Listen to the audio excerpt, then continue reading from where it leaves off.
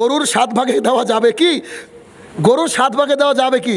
আর কুরবানিতে 7 ভাগ পূর্ণ করার জরুরি কি? দেখেন, বিষয় হচ্ছে এই ভাগা নিয়ে অনেক ইখতিলাফ চলে আসছে। আমি আমার কথাটা আপনারা একটু বুঝেন।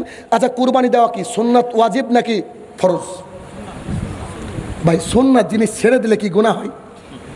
গুনাহ হয়। উমর রাদিয়াল্লাহু আনহু মাঝে মাঝে ছেড়ে দিতেন, আবু বকর ছেড়ে দিতেন। কেন? এটা ফরজ নেই এটা বুঝাতে। আমি শাইনুর রহমান এটা বুঝি, সারা বছর 2-10 টাকা 5 টাকা করে রেখে রেখে রেখে দেখছেন 10,000 টাকা, না একটা ছাগল হবে না। আচ্ছা ঠিক আছে, এবছর কুরবানি দিব না, পরের বছর 14,000 20,000 টাকা গুছিয়ে একটা ছাগল দিব। একা কুরবানি দেওয়ার জন্য গরু দেন বা ছাগল দেন, পরিবারে 1 লাখ লোক থাকলে একটা ছাগল যথেষ্ট।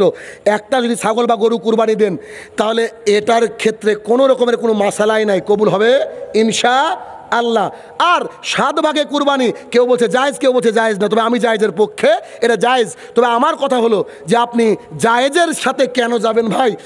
35 পে কেন পাস করবেন, 90 পে লেটার পান না?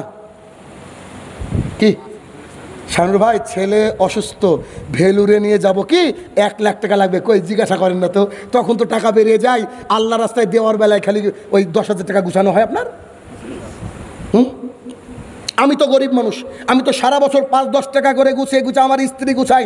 আমি জানিও না যে কী করে গুছাই, আমার স্ত্রী গুছে আমি কোরবানি দিই আলহামদুলিল্লাহ। যেদিন পারবো না দিব না।